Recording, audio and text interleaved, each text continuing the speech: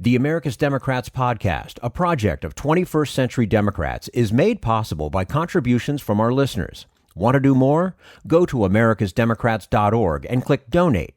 And thank you for allowing us to be your voice. And if you enjoy the show, please share it with your friends on Facebook and Twitter, and leave us a review on your favorite podcast app. This is the America's Democrats podcast, the weekly podcast for stand-up Democrats. I'm your host, Jim Cuddy. This week, Texas State Representative Richard Peña Raymond on why he had to leave the state to protect democracy.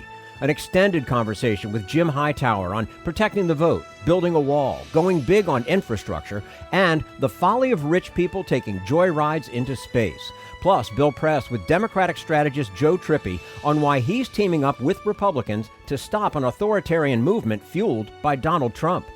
Had enough of Fox News, the House Freedom Caucus, and Donald Trump? If you want the facts that you won't get from them or from the fake news sites of the alt-right, then stay tuned. Our sponsor, 21st Century Democrats, works hard to get everyday Democrats involved in returning our party to its roots and to success at the ballot box. Sit back and listen, then stand up and fight. And follow 21st Century Democrats on Facebook for all the latest progressive news. We're glad you can join us. The dramatic exodus of Democratic Texas lawmakers to Washington this month denies Texas Republicans the two-thirds quorum they need to pass new voting restrictions. Among the lawmakers who left is State Representative Richard Peña Raymond. He says this battle to protect democracy is much bigger than Texas. And we say hello to Richard Peña Raymond, Democratic member of the Texas House of Representatives for District 42, which encompasses western Webb County and includes the city of Laredo. He is chairman of the Defense and Veterans Affairs Committee and is a member of the State Affairs Committee.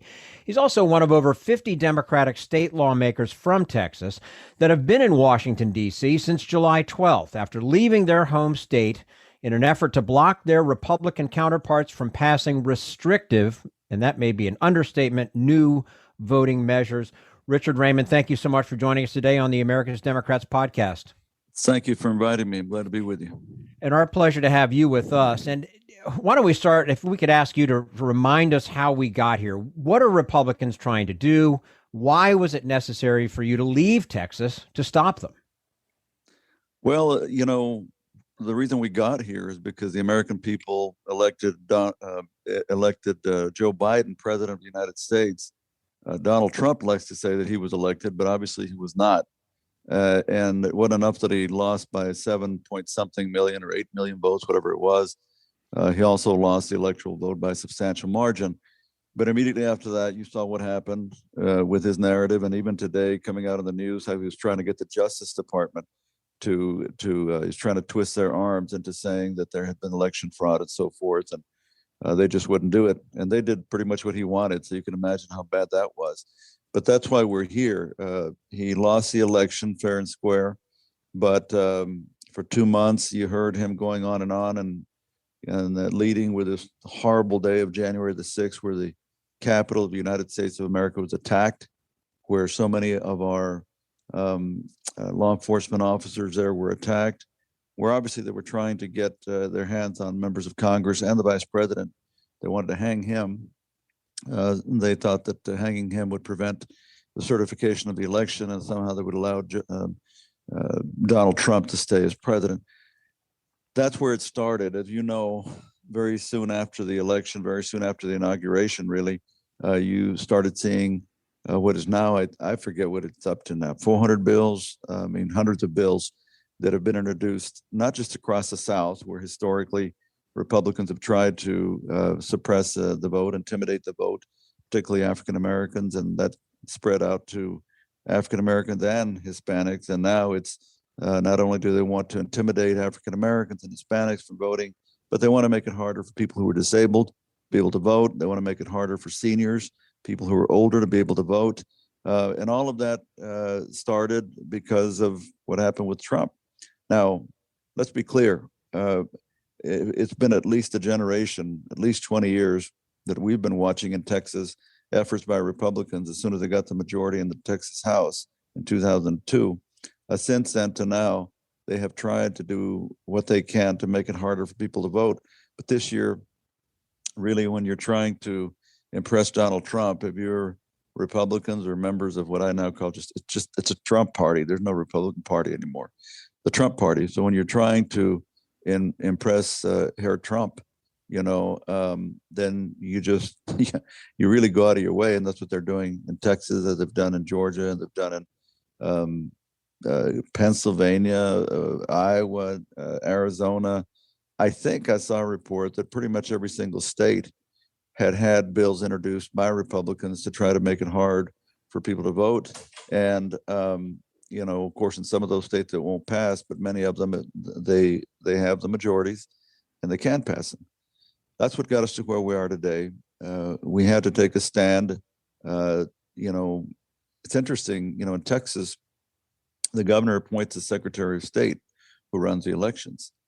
And Governor Abbott had appointed an Hispanic lady to be Secretary of State, and he appointed her while we were not in session. So she ran the elections and pronounced that everything had gone secure and smoothly during the elections.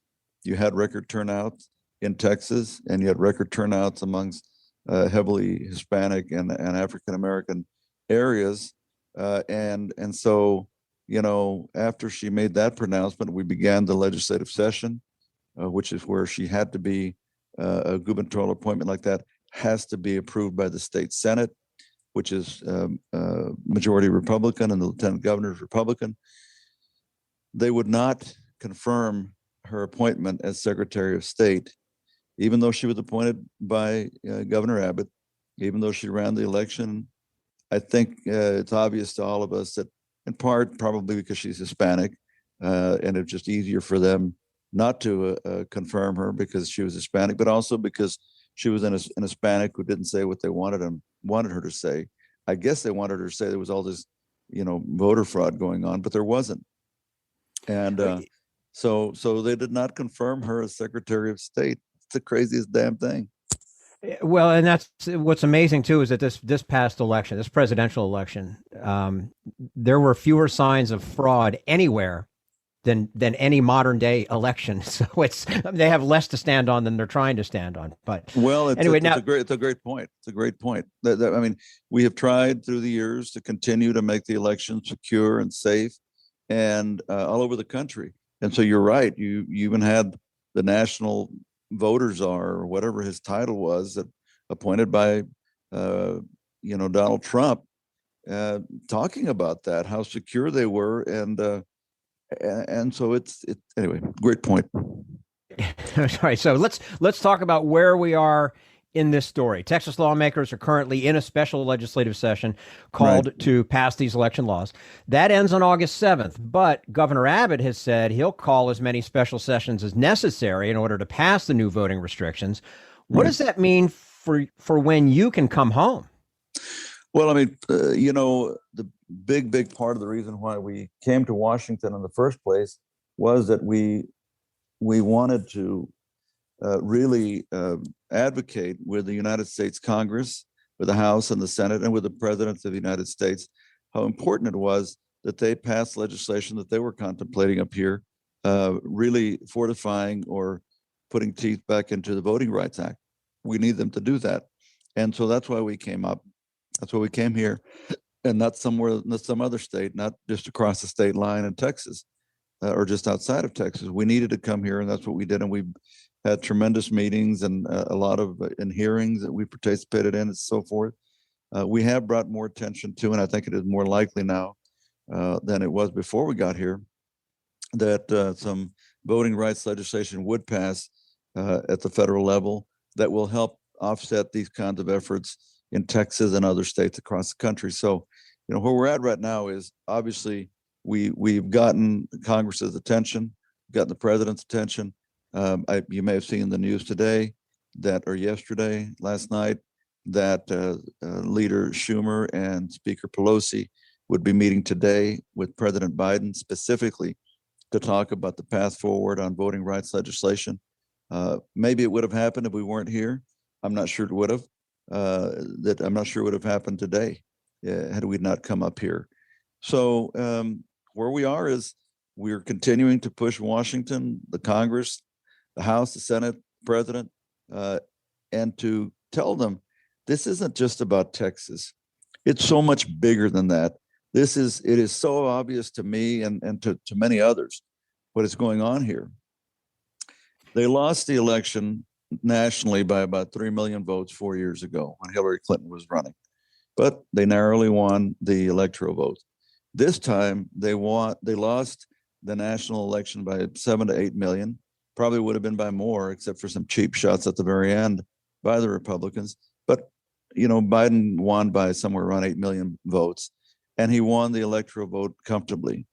What they are setting up here is very simple. If they can pull off the majority and get the majority in the U.S. House next year in 2022, then in 2024, it doesn't matter. We're going to win the popular vote. The Democrats are going to win the popular vote. Obviously, at the national level, when you look across this country, a hell of a lot more people agree with where Democrats are than where Republicans are. That you don't win by 8 million votes otherwise. But beyond that, if we win, we will win the popular vote, but also win the electoral college in 24. I mean, this is the play. They will come in. Speaker McCarthy will say, "Oh, those blacks down in Atlanta, they cheated. We got to throw out the electoral votes in Georgia," and they'll throw them out. "Oh, those blacks in Philadelphia, they cheated. We got to throw out the Pennsylvania electoral votes," and they'll throw them out. "Oh, those blacks in Detroit, they cheated. We got to throw out the Michigan electoral votes. Oh, those blacks in Milwaukee, they cheated. So we got to throw out the Wisconsin votes. Oh, and by the way, those Mexicans down in Arizona, well, they cheated too. So we got to throw out the Arizona electoral votes." Oh my! Speaker McCarthy will pronounce, "No one has 270 electoral votes. What do we do? Whoa, the Constitution says nobody's got 270 electoral votes. Why, then it goes to the House of Representatives." So they won't care that they lost the election on popular vote by a lot. They won't care that they lost the electoral college vote. They will steal. You talk about steal the election. That's what all these bills are. These bills are setting it up to try to make it to where they can steal the election in 2024. It's that simple. Mm-hmm. Now, since you've been in Washington, and as you pointed out, you didn't go to Washington just to block the legislation in Texas from going through, but also to push for national legislation. What's your sense of the impact you've had on Washington lawmakers and the overall debate over national voting rights legislation since you've been in Washington? Well, I think I worked in the Senate for 4 years before I was elected to the Texas House. Now I've been in the House almost 30 years. But I worked on the Hill. I worked in the Senate. It's changed, but it hasn't changed that much, except the vitriol, of course, is worse now. But meeting with the majority leader, meeting with key United States senators, meeting with the Speaker of the House, meeting with key U.S. members of the U.S. House of Representatives, having committee hearings where we have gone and testified, meeting with the Vice President, and obviously, President Biden knows we're here. I wish he'd meet with us. I think he should. I think he will. And what is clear, it seems to us now, is we have captured their imagination. We have had speakers from other parts of the country meet with us. We have had members from other delegations from other parts of the country meet with us. Members of Congress, obviously not from Texas. All the ones from Texas, of course, we've met. But or the Democrats, the Republicans, I don't think they'd care to meet with us. But it does seem that we have brought focus to this issue in a way that they knew something was going on. They could all see it. Like I said, you see it across the country. It used to be they were just trying to discriminate. Republicans would try to discriminate against blacks in the South. That they've expanded their scope when it comes to discriminating against voting blocks of different folks out there. And so I think that we have got them to think about it. We know this as legislators. We deal with so many different issues just as state legislators. And we know that in the United States House and Senate, they deal with a lot of issues, a lot of big issues. When you can bring attention to one, especially one that deals with the most basic fundamental right of citizens, that is their vote, and the importance to preserve that right in order to preserve democracy. It has made a lot of members up here, and even the vice president, the president, we think, refocus on this issue and kind of hit themselves upside the head and say, wait a minute, this thing is sneaking up on us. The Republicans really are actually doing things to try to allow them to steal the election in 2024. It's pretty mind-boggling when you look around the country what the different states, not just Texas, but all the different states, as you mentioned, the different things that they're coming up with. And it's just, you're scratching your head thinking, how can we let this happen? Since you've been gone, and your fellow lawmakers, of course, Republicans in Texas continue to claim that their measure will not curtail voting rights, but will prevent voter fraud, of course, as we mentioned before, which we saw very little of this last time around. What's your response to that? Well, it's just, it's to be expected. Oh, it's going to prevent voter fraud. What voter fraud? What voter fraud? We did an analysis that we didn't do it. Secretary of State did. Over the last few years, 46 million votes have been cast, and I think 115 cases of voter fraud out of 46 million. Out of 46 million. There isn't a problem here. The problem is that Republicans are losing. They're losing ground. They're losing people. As I've said for a while, they're shrinking their party. They're trying, as President Clinton once said, to them us into extinction. Them. And so, for them to say that, oh, this is going to bring integrity. Oh yeah. Let us make it harder for people to vote. Well, we don't like the fact. They just don't like the fact that all of a sudden you had a high turnout of African Americans in the election. They don't like that the national margin in Texas in the presidential race continued to narrow. They didn't like that Beto O'Rourke a couple of years ago nearly unseated an incumbent United States senator. They don't like those things. And so the way they do it is, let's just change the rules. This is something that has been going on in this country forever, where those that are in power would rather, figure out ways to prevent you from voting than trying to win you over with their ideas and their policies and their vision of the future. They can't win you over that way. Again, we don't win a national race by 8 million votes just because. We win by 8 million votes because their ideas and their idea of the future is not what America wants. And so they come up with these cockamamie, things that, when you see it all the way through, really, we're having this discussion about what happened on January the 6th. We have Republicans that won't even say, they were tourists. They were just trying to save America. I mean, hell, I wouldn't doubt some of them are going to introduce a bill for a national holiday on January the 6th, to hold these traitors to America that attacked the United States Capitol, that wanted to hang Mike Pence, wanted to hang him. Had they gotten their hands on him, they would have hung Mike Pence. And they want to erect statues to those people. We ought to be sending them to Guantanamo. Amen to that. We're speaking to Richard Peña Raymond, Democratic member of the Texas House of Representatives for District 42, which encompasses western Cobb County and includes the city of Laredo. Do you have a sense of how your constituents feel about your actions? Yes, I do. I've been in the Texas House, like I said, nearly 30 years. I work with my community all the time. If you know anything about Richard Raymond, you'll know this. I'm going to fight hard for the things that I believe in, that I believe that my constituency supports. And at the top of that list is always going to be voting rights. It's always going to be number one, because that is what our country depends on. The future of our country depends on people having the right to vote. And so, will there be some people that don't agree with me? Of course, you're going to have some people in the Trump party, but geez, I don't even know what to say about that. But I'll take my chances. If somebody doesn't agree with what I'm doing, that's fine. I mean, you can't ever get 100%. I mean, in my line of business, when you run for office, man, if you get 55%, you've won a landslide. That means 5.5 out of every 10 people are for you and 4.5 are not. So, I mean, it's a game of inches, but I feel very confident, and I've always gotten strong support from people in Laredo. This wasn't the first time that I have fought, something that I see as an injustice. In 2003, when we had the second redistricting because they didn't like the results of 2002 elections. So Tom DeLay, who was then the Republican majority leader, went and camped out literally in the Texas Capitol, forcing these Republicans.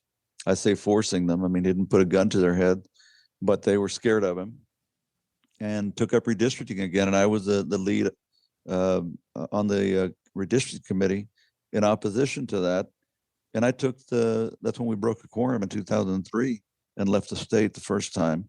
They were splitting up, as we say, cracking and packing minority communities to try to dilute our voting strength. And that's why I pushed for that quorum break. But I took that case to the United States Supreme Court, took 2 years, but we prevailed in front of the United States Supreme Court. My constituents know how I feel about this, and I feel very comfortable and confident in their support of what I'm doing. And surely being separated from home and family is a hardship for all of you. And as I mentioned, you've been in Washington since July 12th, so it's over 2 weeks now. Tell us a bit about what this experience has been like for you and why you personally think this is worth it.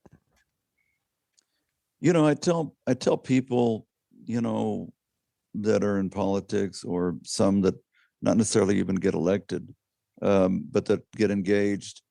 I say that I reflect and I think back to those throughout our history in this country who had such an impact on the future.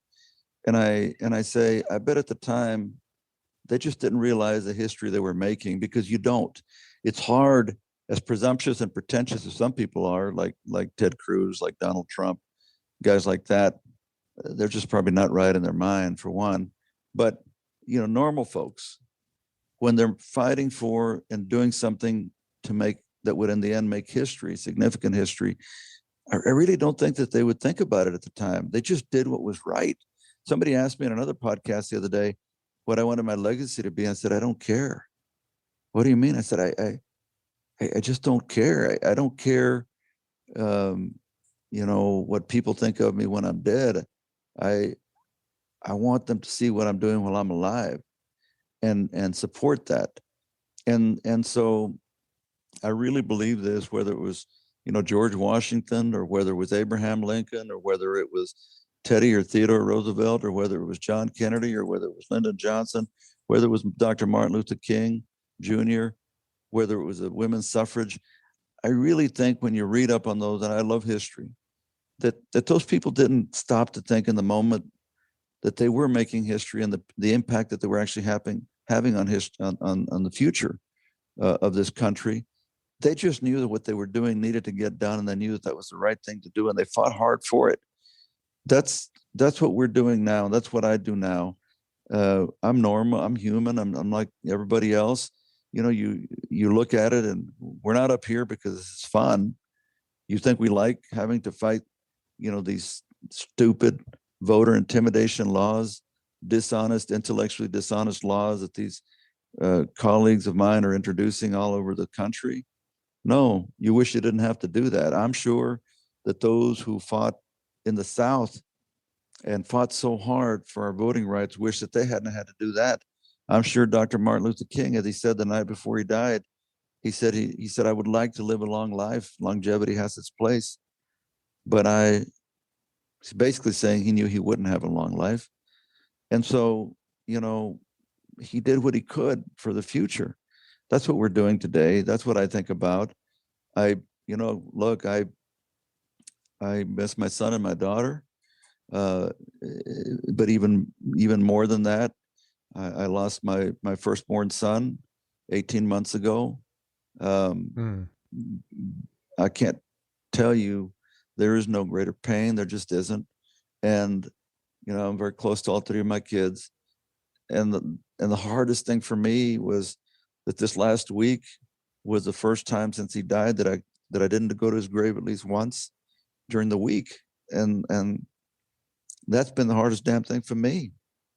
And I'll have to miss And this week is the second week that I went without going to his gravesite, and this next week will be the third week.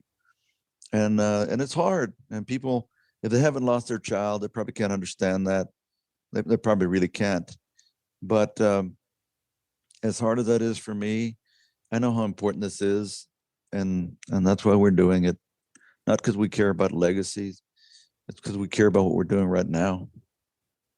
Well, and please understand our deepest condolences to you for your loss. Thank you. Very sorry that you would have to go through that. Very sorry you're having to go through what you are going through, along with your fellow lawmakers.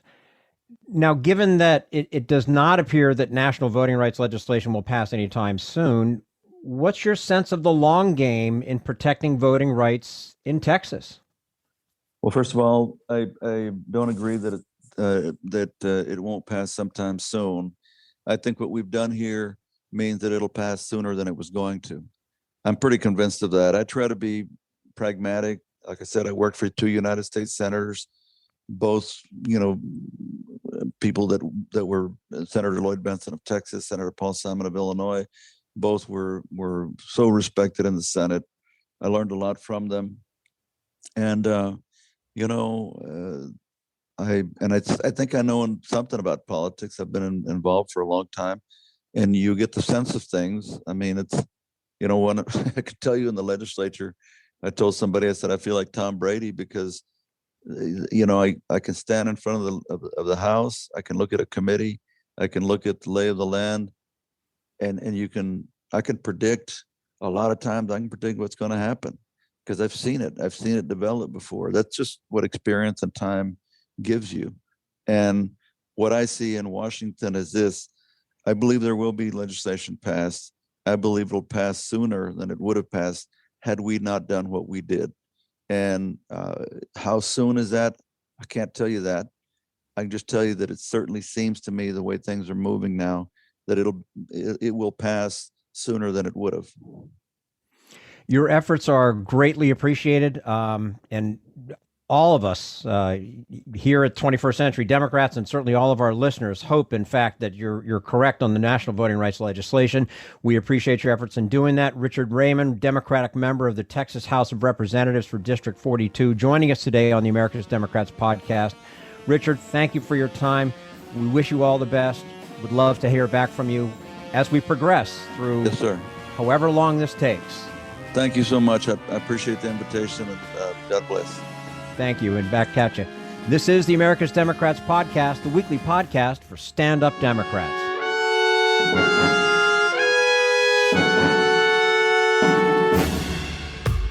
We want you to sit back and listen to this americasdemocrats.org podcast, a project of 21st Century Democrats. But we need you to stand up and fight. Do you want to get involved and help get our party back to its roots and to success at the ballot box? You can make your contribution to help us keep this show going and to elect Democrats who will stand up for democratic principles. Go to americasdemocrats.org and click on Donate at the top of the page. This Social Security measure, I believe that we must pass legislation to provide medical care.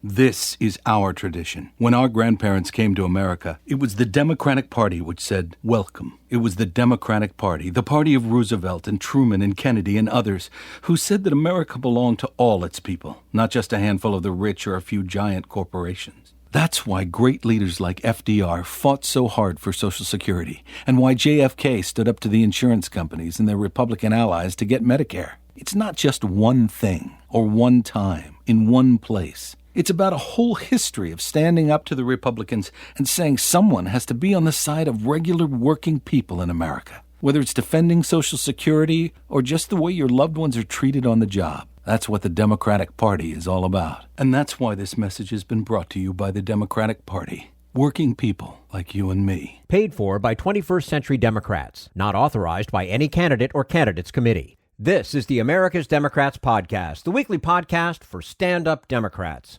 Coming up next, more on the battle to protect the rights of voters in Texas and what Democrats need to do to win over more of those voters to their side. But first, we turn to Jim Hightower, America's #1 populist, for his common sense commentary. I cheered recently when the richest man on Earth had himself rocketed into space. But then he came back down. There's nothing irredeemably wrong about being rich. Indeed, one good role model for handling wealth rather than letting it handle you is music superstar Dolly Parton. She donated a cool $1 million to the Vanderbilt University Medical Center in 2020 to help finance its development of the Moderna vaccine that's now preventing millions of people from dying with COVID-19. Then there's ugly rich, like Amazon kingpin Jeff Bezos, who keeps spending gobs of his unsurpassed net worth on vainglorious purchases that end up revealing his essential worthlessness. Last month, combining cluelessness with callousness, he actually ran a global media campaign to glorify him for spending untold billions on an 11-minute ego trip to the edge of space. Back on Earth, he publicly blurted out that Amazon's underpaid and abused workforce should be applauded because, quote, "you guys paid for all this." Meanwhile, Wall Street speculators keep bloating his personal fortune. On just one day last year, his wealth was jacked up by $8 billion. One day. For doing nothing. Didn't work longer, harder, or smarter. Yet, he's had years in which he paid zero income tax for the support of our nation. But this year, Jeff suddenly became a philanthropist. Increasingly ridiculed as a self-indulgent rich jerk, he loudly announced he was giving $200 million to charitable causes. Wow, how generous! Except that's no sacrifice for Jeff, it's pocket change. Doling out two big bills means he still has $161,800,000,000 in his vault. This is Jim Hightower saying we don't need self-serving charity. We need a wealth tax to restore a bit of fairness and to support America's common good. The Hightower Radio Lowdown is brought to you by the Lowdown Happy Hour, now live streaming on Facebook from the Chat and Chew Cafe. So grab a libation, pull up a virtual chair, and join our freewheeling conversations with political mavericks, musical agitators, and kick-ass grassroots groups. The Lowdown Happy Hour will connect you to good trouble activists who are building people power across America. Get the lowdown at hightowerlowdown.org.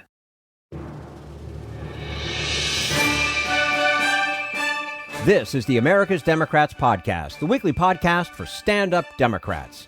And from his common sense commentary to an extended conversation with Jim Hightower, where his website states that he has spent 4 decades battling the powers that be on behalf of the powers that ought to be.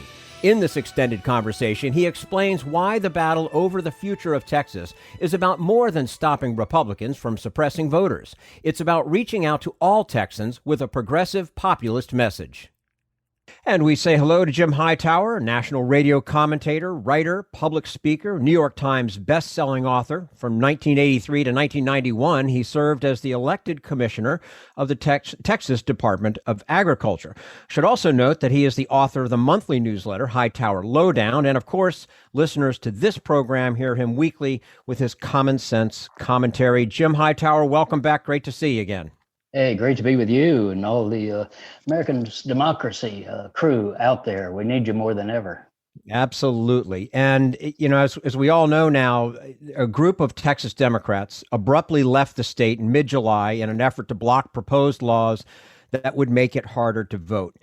Remind us, if you will, what these laws would do if they managed to get passed. First of all, you know, there's the accusation by our nutball governor and the lieutenant governor and the attorney general that these Democrats are just being outrageous because they walked off the job. Well, it was their job to defeat the right-wing repressive piece of legislation to take the vote away from millions of people in our state. So it was their job to defeat that in any way they could. And the only way that they were going to be able to do it was to leave the state, because otherwise they were going to sit in their chairs because the Republicans were unwilling to even talk to them about compromise or about provisions that don't belong in the American democratic system. And so they were just going to be run over. Rather than be run over, they took a hike.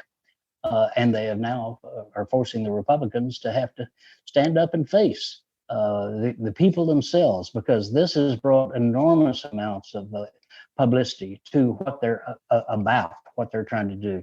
This legislation, among other things, will take away early voting possibilities across the state.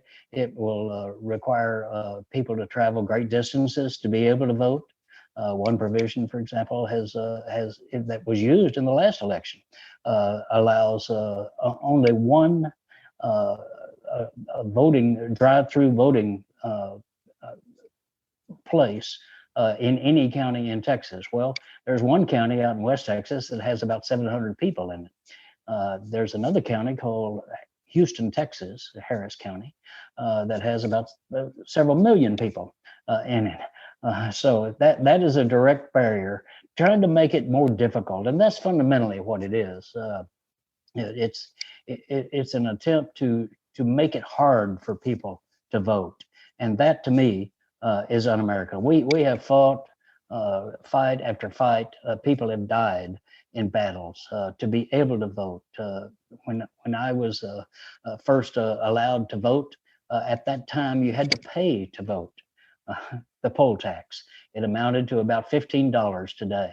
It's hard enough to get people to turn out and stand up in the vote, much less saying, by the way, you have to pay us $15 to be able to do that. You should not have to pay to vote in the United States of America, and you should not have to go to any extraordinary exertion whatsoever. It is a privilege to have you vote, and we ought to make that easy. Absolutely. One thing I want to say, though, with Texas Democrats, so here you are in a red state, and we were having a discussion about this earlier, and it reminds me of Wendy Davis back in 2013. She does this 13-hour-long filibuster for this draconian restrictive abortion regulations for Texas. Eventually that gets through, but the filibuster, it worked. It had an effect. Why don't we see this in other red states? Why aren't more Democrats standing up like this and bringing attention to issues such as voting rights or abortion or whatever the case may be? Well, I think they're beginning to do exactly that, including at the national level. We have got to get rid of the filibuster at the national level because it is a complete barrier to any little d democratic process, any little d democratic provision coming into law. But all across the country, you saw it in Georgia. With the great leadership of Stacey Abrams over there. We've seen it in Florida. We've seen it in North Carolina, Wisconsin, Arizona. Now here in Texas, people are fighting these barriers that are nonsensical and have no purpose whatsoever beyond trying to keep people who might vote Democratic, might vote with a progressive intent, keep them out of their voting place.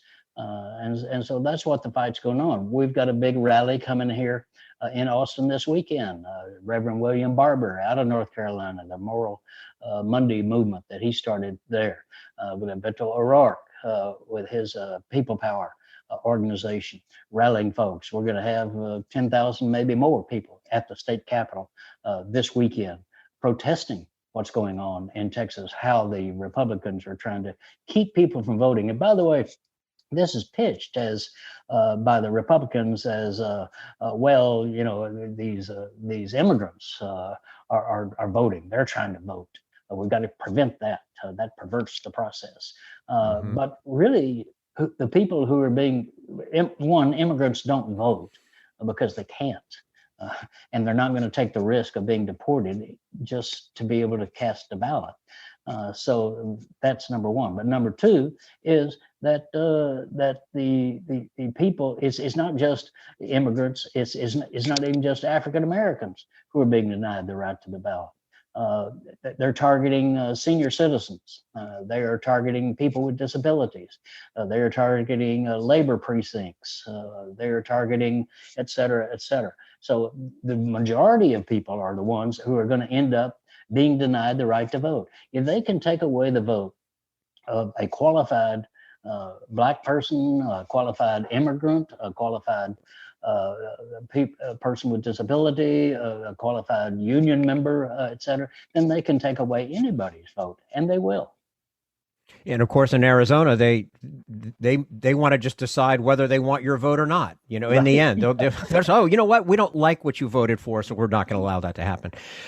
Jim, in describing what is happening in Texas around voting and the nation, you consistently describe what Republicans are trying to do as voter theft as opposed to voter suppression. Why is this an important distinction? Because it's a real distinction. Suppression is too mild to me. Suppression suggests we depressurize the system. This is theft. They are stealing your right to have a democratic voice in our society. That is not suppression. It is not even repression. It is theft. And we need to be calling it what it actually is. The New York Times recently described this battle over voting rights in Texas as being about more than voting, referring to increasingly Democratic cities and deeply conservative rural areas. The Times calls it, quote, a tug of war over the future of what it means to be Texan. Fair statement? As ranchers say out in West Texas, that is bovine excrement. This is... And you know, again, it's a problem of people from far away. In this case, journalists at a reputable paper, the New York Times, just having a complete miscalculation of what people are. And here in Texas, yes, we have red areas, we have blue areas, we have a lot of purple areas, but we mostly have non-voting areas, and that is the great potential of our state, not only to have Latinx Americans voting in bigger numbers than they have been, but having just everybody vote. The answer is you've got to go out there and campaign. You have to go talk to those people. That's how, much to the amusement of the people of Texas, I managed to get elected some years ago statewide by going into practically every county. And, they didn't call them red and blue back then. Yeah, there were conservative counties. But, my old daddy, you got to beware of Texans telling daddy stories, by the way, but nonetheless, he was a pretty good daddy, and he considered himself a conservative. But if you talked about how the Walmarts, the big chain stores were driving small businesses like his out of business.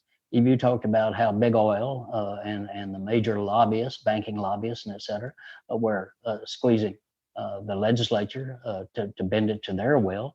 If you talked about how the banks were ripping off consumers as well as small businesses and farmers, then you had scratched William Jennings Bryan.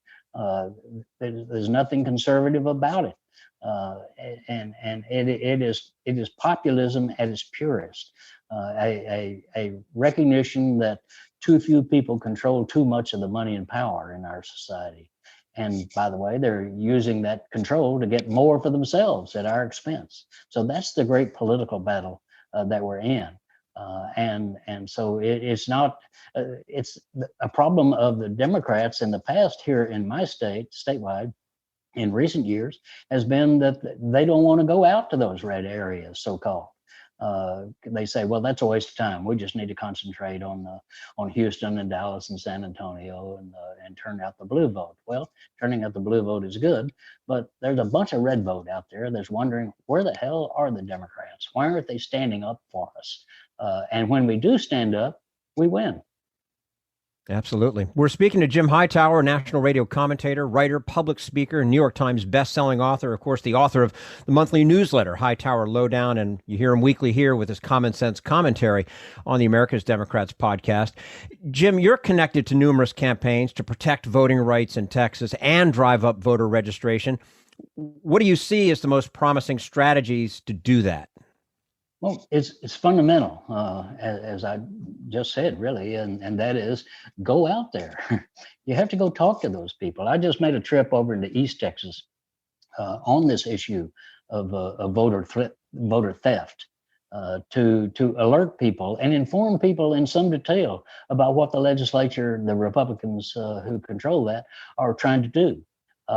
And we did that in nearly all of these areas are red areas: Nacogdoches, Texas, Marshall, Texas, Lufkin. These used to be old-time Democratic cities, by the way, and counties. But again, Democrats quit going out there. Well, if you don't go there, then they're not hearing anything except the right-wing view. And so people haven't turned right-wing. They've turned mostly into non-voting. And when Beto O'Rourke and I did a tour, a driving tour, a drive for democracy, he called it, over into East Texas, there was a tremendous response. People saying, you know, we've been waiting on somebody to come out here and start talking to us about it. So on a Wednesday evening, on a hot Wednesday evening, in an outdoor event at 5 o'clock in the afternoon, still work hour for a lot of people, with neither Beto nor me running for office at the moment, we had 300 people turn out there, a tremendous diversity of voters showing up to say, look, we could get together and do something here. And locally they are. You know, we've got a woman who is the first woman Black sheriff in Texas, in Beaumont, Texas, where we were at that time. And we were rallying over there with some steel workers who are in a fight for labor's rights and the right for the middle class to exist, that is taking place with no publicity. You know, I mean, forget the New York Times or the Washington Post being there. There's no statewide publications are over there in a corporate lockout by ExxonMobil that has shoved 650 families out of income in that ExxonMobil plant, the biggest oil refinery that Exxon has in North America. And those workers feel abandoned. So you just show up, and showing up, as you know, Woody Allen once said, is 2/3 of the fight. You know, just being there, and then people feel, well, maybe other people do care. Maybe we could rally, and maybe we could fight back. And when that attitude change takes place, that's when we start winning. Mm-hmm. I want to move on to another topic. The $1 trillion national infrastructure plan appears to be moving forward. Of course, we've kind of said this before, so I don't want to be too presumptuous, but it's closer than it's ever been. In The Progressive, you recently wrote about the need to go big to secure the future. What does go big mean to you? And does this bill, the $1 trillion, as it exists now, accomplish that? The bill, as it now stands, does not accomplish that. It is certainly a step in the right direction, and it is a big bill. It is going to make some difference, but it is as I understand it now, a $1 trillion bill rather than a $4 trillion bill, which was first talked about. Americans don't want a deal; they want real, and real is deal with the size of the problem with a sizable solution. And that's what Franklin Roosevelt did, and the leaders, and Eleanor Roosevelt, and Sidney Hillman, the labor leaders at that time, the Farmers Union at that time, when they combined together to say, we got big problems in America, we got to have big solutions. And they came up with that bigness. That's what Lyndon Johnson did in 1963 and 4 and 5, when the civil rights crisis was just grotesque. And we had to do something big, not just a little incremental change here and there, minimalist sort of approach, but major solutions. And that's what the people will respond to. I know we've got to deal with reality in Washington, with Mitch McConnell and some of those goofballs on the other side who don't want to do anything, who are essentially plutocrats. And are extremely happy that workers don't have power, extremely happy that consumers are getting run over, extremely happy that small business is being stiffed. They don't care about that. They care about the billionaires and the people who write their campaign checks for them. We've got to be. I understand the difficulty of trying to pass something, but the best way to pass something is to come from the outside. You're not going to win the inside fights. That's where money prevails. That's where the lobbyists are. Progressives win when we bring the outside inside, and you're only going to get the outside excited enough to go inside if you're proposing something that they can see instinctively and feel that is them, that is worth the fight that we're asking them to make. I want to move on to immigration, another issue you recently wrote about. In your words, the number of Republican governors, quote, ranting paranoiacally that the mighty U.S. of A. is being invaded, close quote. What's behind this push by Republicans? Sheer demagoguery. You got a bunch of these Republican governors around the state, around the country, beginning right here with this guy Greg Abbott in our state, who are just shamefully, or maybe shamelessly, demagoguing on something they don't even believe in, which is that there's some major invasion of America taking place on our southern border. Yes, we have a problem on the southern border of a lot of people who are being pushed out of their countries by repressive policies, including a lot of countries where we have supported those repressive policies in the past. So they're being pushed to try to improve their lives, and particularly improve the potential lives of their children. Something that we would do if we were in a similar situation. But the county judges along the border of Texas, the 2,000-mile border, can tell you that we have a problem, but not a crisis, not an invasion at all. The border used to be and should be just a crossing, not a barrier, a connection between our culture and Latino cultures. And that's what it has been in the past. And that enriches both sides, and enriches our society, and enriches our potential as human beings to achieve something, again, something big. But these governors stepped up, and here comes Abbott saying, we got to have a wall. I think we've heard that before. that was the wall that I think Donnie Trump was going to build, and he said that the Mexicans were going to pay for it. That didn't work out. He didn't build any wall. There were some repairs on existing walls, but effectively no new wall has been built, and the extensions that have been done have been destructive to the environment and to the communities. There, going through habitats, natural habitats, destroying communities, separating, even on this side, separating one part of a county from another part of a county on our side with these walls. And then, by the way, sometimes you come to the wall is going a certain distance, and then you come to a golf course, and suddenly there's no wall. So all you got to do is pose to be a caddy and say 4 coming through. And just carry a 9-iron when you want to come across the border. That's it, right? Yeah, and most of the illegal immigration that is coming into the United States, by the way, comes from people of some means out of Latin America and elsewhere, people who can afford to get the credentials and buy a plane ticket and fly into the U.S. And then they're supposed to go home, but they just don't. And there they are. So there's more of that than there is any kind of invasion coming across the border. But of course, Greg Abbott and the guy in Nebraska and where all else are they that have said, we will support your fight to prevent this invasion. And so they pledged to send, the governor of Iowa, what's her name? The governor of North Dakota, another one.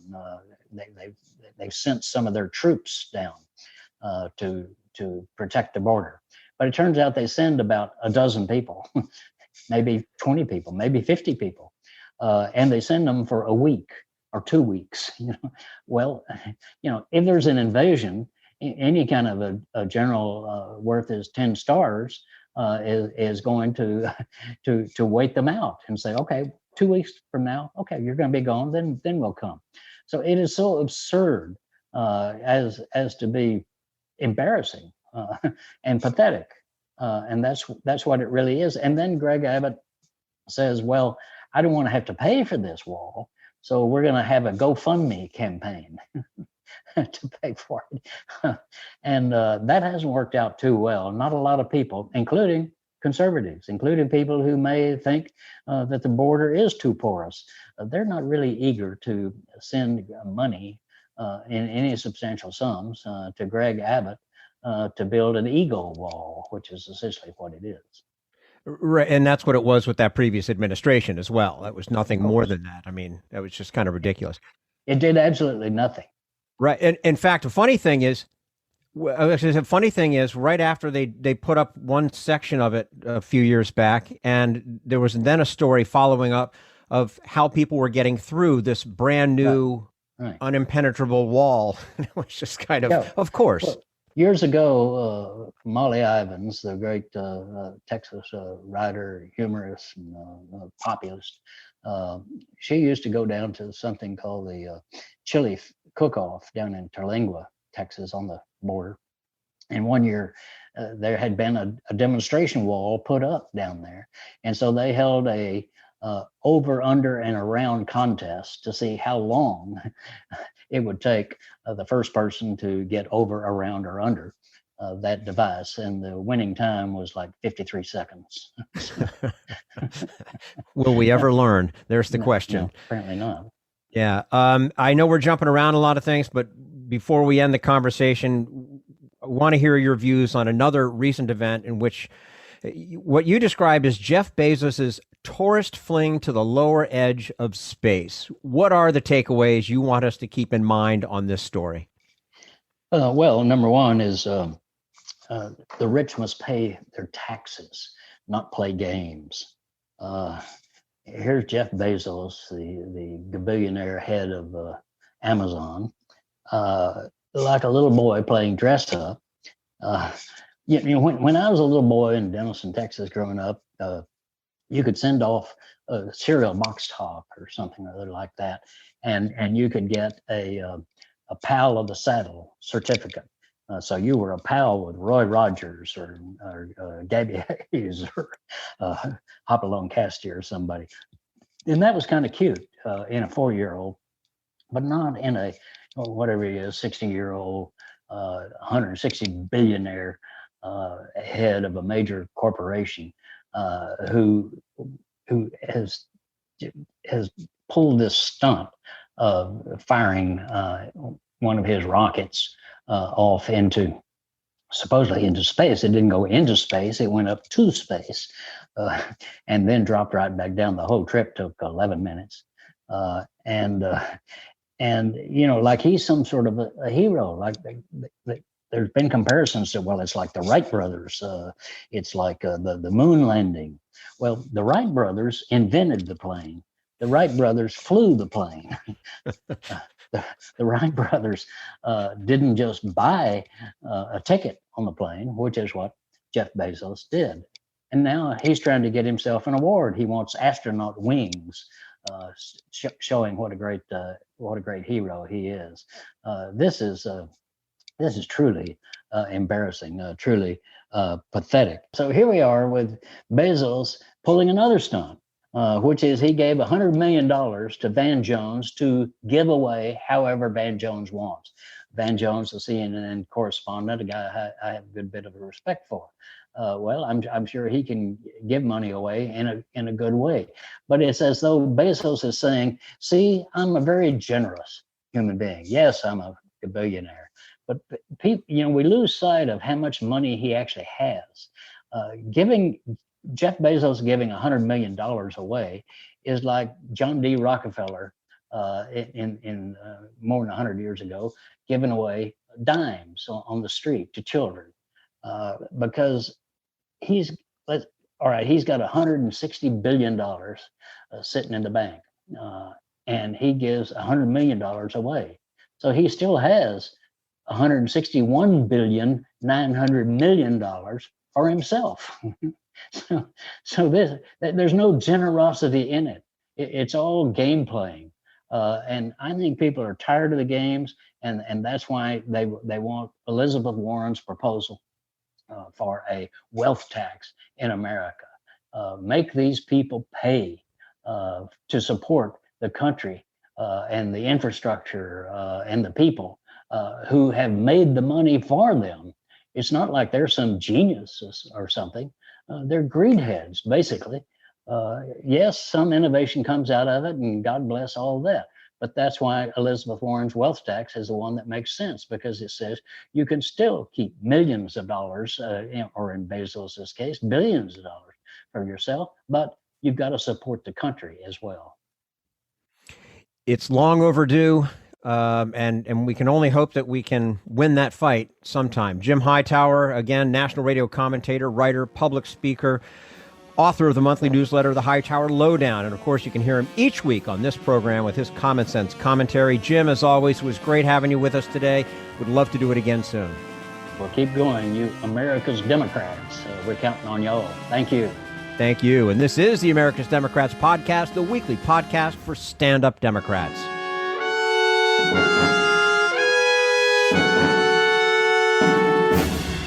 We want you to sit back and listen, but we need you to stand up and fight.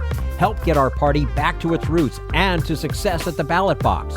Make your contribution to keep the americasdemocrats.org podcast, a project of 21st Century Democrats, on the air, and help elect stand-up Democrats. Go to americasdemocrats.org and click on Donate at the top of the page.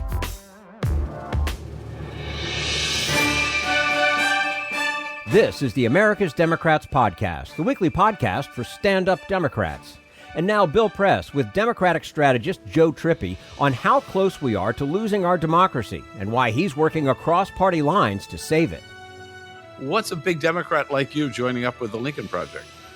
One, I've been a supporter of theirs for a while, but we're still stuck in this delusion that there's two parties, two functioning parties. There isn't. This isn't and should not be seen as Republicans versus Democrats or left versus right. It really is an authoritarian movement, and we all have to be part of a pro-democracy coalition to defeat it. And I thought the best way I could help do that and signal that to everybody, to Democrats, independents, Republicans, former Republicans, never Trumpers, or just Republicans who are uncomfortable with the authoritarian path that their party's on, to join together in a pro-democracy coalition. And that's what I want to help build at the Lincoln Project, and build that coalition beyond the Lincoln Project, other groups, bring them in. So if their original goal was to defeat Donald Trump and prevent his getting reelected, what's the goal now? The authoritarians are in charge of the party. I mean, it's Trump, and it's, look at the 139 that voted to not certify in the House. They are holding the rest of the party. Any people of goodwill in the party are being held in office, or being held hostage or purged. You have to get rid of the whole thing to get rid of the authoritarian movement within it. And that means defeating them, stopping them from getting a majority in 2022 in either the House or the Senate, and making sure that they don't seize the presidency in 2024. After that, if we succeed in getting rid of the authoritarian movement, look, I'd much rather be retired right now, but I'm kind of like Al Pacino. Every time I think I've gotten out, something pulls me back in, and I can't walk away with this movement that's threatening our democracy. And I think most Americans are just unaware of how perilous and how close we are to losing it. Yeah. No, tell me about that. I think it's time to retire, and you never can quite get there because there's too much on your plate. But I know you say there are not two functioning parties, and yet in reality, the targets, people that you're targeting, are all Republicans, correct? In terms of making sure they don't stay in office. Look, I look at Joe Biden and Joe Manchin, and I think a large part of the press corps is still, and a large part of America is under the delusion that we're still looking. There has to be a two-party solution to this movement. Well, there isn't. Manchin is literally thinks you can negotiate with hostages, because you're either, depending on which senator or member of Congress you're talking to on the Republican side, you're either talking to a card-carrying member of the authoritarian wing of that party, in which there's a lot of them, Yeah. or you're talking to someone in their party that they're holding hostage or haven't purged yet. I mean, certainly I don't see any way out of this. When you're fighting autocracy, it's a zero-sum game. If autocracy wins, democracy loses. There's no like, hey, can we find some middle ground here? And it's becoming very clear, hopefully more clear to more Americans with their moves to suppress votes, with their increasingly, not just January 6th, but increasingly sort of that wing, I think, as it feels threatened, I think there will be more violent elements of it, unfortunately. But I mean, I think we have to all stand up in a pro-democracy coalition, of which the Lincoln Project is a very important part. But there are other groups out there. It's all of us working together, getting out the vote, making sure that we call this authoritarian movement out, like we've done with Toyota recently. You know, a lot of these corporations, they're still stuck in the two-party world where you give to both sides and you cover your butt and you have your lobbyists talk to both sides and you work out an agreement and you get your way. Bill, you and I've seen that for decades. Well, that's not cool anymore, because now you said you weren't going to give to the insurrectionists. Toyota then starts to give them, starts to make contributions again, as have several other of the corporations that made the pledge that they weren't going to give to anybody who voted to not certify the election. And so somebody's got to stand up and say, no, you're either going to fund the authoritarian movement. You're not playing with two parties and playing both sides. You're funding an authoritarian movement. You're either doing that or you're not going to do it, and you're going to stand with the pro-democracy coalition that's out to defeat it. And we started running ads that essentially said that. 6 hours later, Toyota said, we're just not going to give to them anymore. AT&T is another one. It gave $100,000 to Governor Abbott on the same day that he called the special election to go after voting rights. We've got to start making it clear that they're not just playing the old party politics. They're actually funding the attack on voting rights, the attack on our democracy. They have to stop doing that. They said they would. We're going to hold them to it. And so I think that's part of it. And the press corps, too, keeps covering this as, both sides, Democrats and Republicans arguing about what happened on something. And it's not. Dan Gilmore, I don't know if you remember him. He was a reporter for the San Jose Mercury News. Yeah, Dan is just great blogger and tech guy. And I had him on my podcast a bit ago, and he said, look, with one thing that's great about the press, anytime anybody cuts off a reporter, kicks them out of the room, closes out the press, the entire press corps immediately goes into, this is incredibly wrong. This is absolute attack. There is no, but on the one hand, the other party says this, and we say that. No, they go totally crazy to defend the right of freedom of the press, or any attack on the press. But when it's an attack on our democracy, it's just two parties talking about it. It's like, wish that the majority of the press would see this threat for what it is, and the corporate America the same way. So when President Biden says that our democracy itself is at stake today, that's not an exaggeration, you believe? No, I think it was really important that he state it that way, that he come out clearly and say, no, this is really autocracy versus democracy, which he did in his speech. And I think that should be a signal to a lot of the folks I'm talking about, press corps, corporate America, to just citizens out there that are wondering, what's going on. No, that's the fight we are in. Joe Biden's got a real problem because he's both got to govern, which means he's got to reach out and build consensus wherever he can, but you can't build consensus with an authoritarian movement. I mean, it's a zero-sum game. If the autocracy wins, democracy loses. At the same time, if he sounds the alarm and leads that way, the Republicans are saying, look, he's calling us names. We're not going to work with him. So he's kind of, I think, doing a really good job of trying to accomplish both things, but it makes it incumbent on the rest of us to say what he and a lot of people who are trying to govern right now can't say, to really define the Republican Party for what it is, right, what's become an authoritarian movement, and make it clear you don't want to be part of that. And corporate America can't be part of that. The press needs to cover it that way. And I think that's starting to happen. I think the president's speech also helped with that. Yeah. Do you believe the American people recognize what's going on? Do they sense that so much is at stake? No, and I think this is how democracy dies. Autocratic movement, basically, when they succeed, it's because they exhausted everybody, or people didn't sense the threat in time. That's how this happens. It's one of the reasons I joined the Lincoln Project, was to say, like, no, wake up. There's something really big happening here. Look, people have real problems. COVID, food on the table, get their kids to school, and making sure that they're safe, all these things. And so the way the press covers this, all these things as two parties fighting, actually benefits Trump and the authoritarian movement in his party, because they're counting on people saying, boy, it's just two parties fighting, I'm not voting.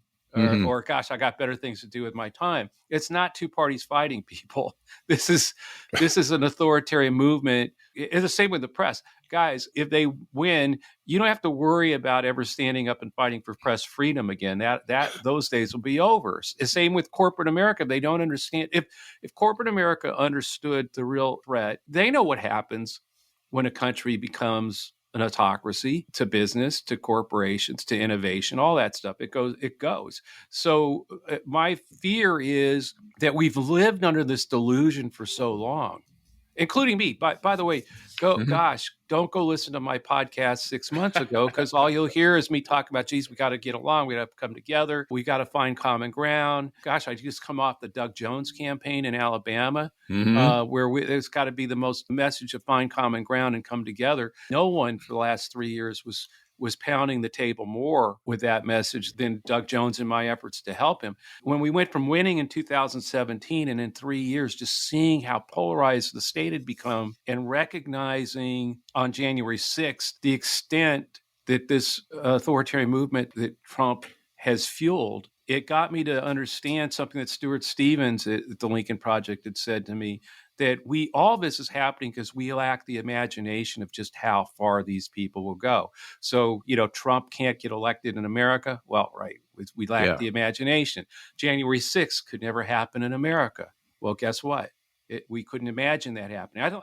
I think the Capitol Police and those folks couldn't really, even though they had some information saying this might be I think they just couldn't imagine the extent to which it was going to go, how badly it was going to go. And I think now, even after all of us have lived through that, there's still an autocracy taking over the United States, a movement like that succeeding. Never can't happen in America. Well, no, it can. And by the way, we came within 44,000 votes in 3 states of finding out how much we couldn't imagine, if you wanted to imagine what the second term of Trump would be. And now, if they get the House back in 2022, geez, does it take much imagination to think about what would happen at the certification of the election in 2024? Yeah, no, done deal, basically. Right, exactly. And it's over. So this is why I joined the Lincoln Project. At this point, I'm not retiring. I'm going to give it everything I got for the next 2 cycles to try to do everything I can to stop this authoritarian movement from succeeding. And I think that's the same place that the rest, I know that's where the rest of the Lincoln Project group is. The same thing. Let's kill this, and then let's go lay on a beach in 2025 or something. But it's not about let's do this and then start another party or something. First, stop this threat and then turn it over to other folks. So in the world of politics, you and I always get down kind of to the grunt level, right? I mean, does this mean on the ground that you are going to have an active effort, run ads, have a campaign against every one of those 139 people in the House, and I think it was 8 senators who voted not to certify? No, I think it'll be smarter than that. I mean, the part of the problem, I think, in 2020 was the amount of money and energy wasted in places where you couldn't possibly have defeated somebody in a super safe, 80% seat. There's a lot of the 139 that are in districts that they drew them for themselves, of course. Right. But there are 14 to 20 of them, maybe a little bit more, that are in districts that are not authoritarian movement country, where even by traditional red-blue, the seat's not entirely gone, unavailable. It'll be targeting those that we think we can get. And look, the House is really important because Democrats only have the House by 5-6 seats right now.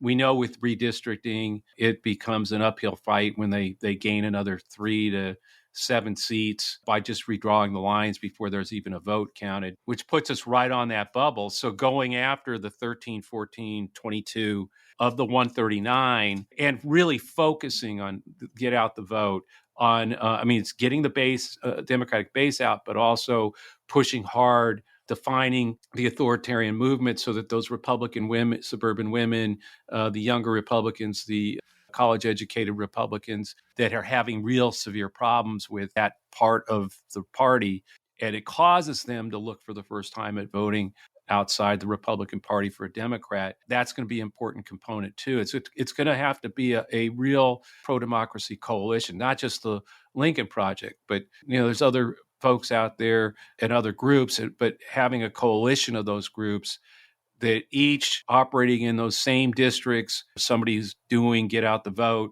that might not be the Lincoln Project's role, right? Ours would be trying to hold some of the Republicans to not vote with the authoritarians, but vote with the Democracy Coalition. So it's going to be putting that together. The same in the Senate. The Senate, I think, again, the same thing. Is probably going to end up being 4 or so Democratic senators who are vulnerable. And then there's probably 4 to 8 potential seats now held by Republicans that can, Ohio being a good example of one of those, depending on who the Republicans end up nominating, but they're all trying to out-authoritarian Trump each other, including J.D. Vance out there. And a guy like Tim Ryan hopefully can win that seat. And there are other candidates out there, but it just depends on how it all plays out and how redistricting plays out too, because right now, even though I sort of talk through the 13 to 20 Republicans who are in the 139 who voted against certification, there may be more or less once the lines come out in 2 or 3 months. So we're planning on it, but I can't say, Bill, it's going to be these 13 districts or these 26 districts. In a very perverse way, I was just thinking, listening to you outline some of the goals here, if you want to run against authoritarianism and the personification of authoritarianism, to have Donald Trump as the candidate in 2024 might be the best thing, right? Is that too crazy? No, I think if they win the House in 2022, that's exactly what's going to happen. Right. He's going to run. Because look, the whole thing is, again, it's an authoritarian movement. What did he try to do on January 6th? Let's cut through all the crap. What did he try to do? Yeah. And what did they do even after the insurrection and running for their lives? What did they do? 139 of them, a majority of the Republicans in the House, voted not to certify. So we go to 2022, they win the House. Those 139 are still there. Maybe they have 220 members in the majority. So 220, 139, that means they had 81. They're all John McCain's, all 81 of them. That caucus, the insurrectionist caucus, chooses the speaker, chooses the chairs, chooses all that stuff. We can talk about impeachment, Benghazi hearings, and investigations into Ukraine and everything else that'll start off with Speaker Jim Jordan or whoever it's going to be. But let's get to 2024. 2024, that House, that authoritarian majority House caucus now decides who to certify or not certify the Electoral College votes for President of the United States. We saw what they did on January 6th. This is my point. They win the majority.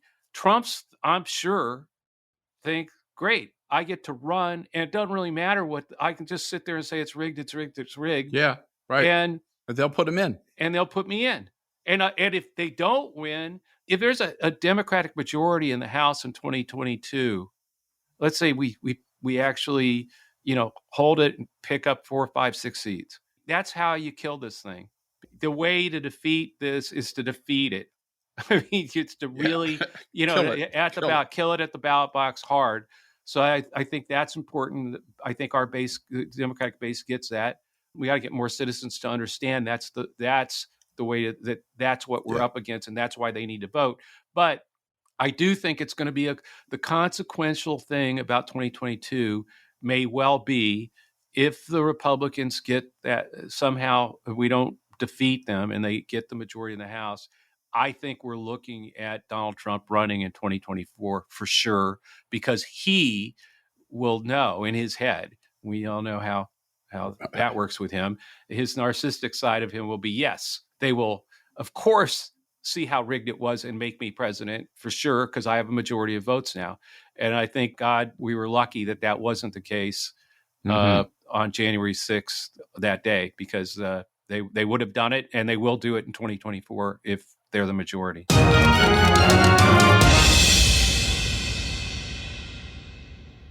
Bill Press with Joe Trippi. If you'd like to hear the entire episode, visit BillPressPods.com. And that's all for the America's Democrats podcast. Thank you to all who made today's show possible. Texas State Representative Richard Peña Raymond, Jim Hightower, and the entire Bill Press team. And thank you for listening. If you liked what you heard, please get involved in our efforts to keep this show going and to elect Democrats who are bringing the party back to its roots. Go to americasdemocrats.org and click on Donate at the top of the page. And be sure to find 21st Century Democrats on Facebook and Twitter. And leave us a review on your favorite podcast app. For the America's Democrats podcast, I'm your host, Jim Cuddy.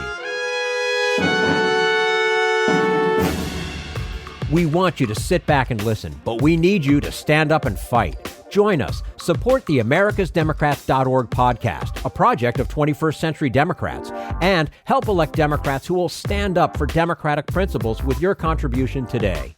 Go to americasdemocrats.org and click on Donate at the top of the page.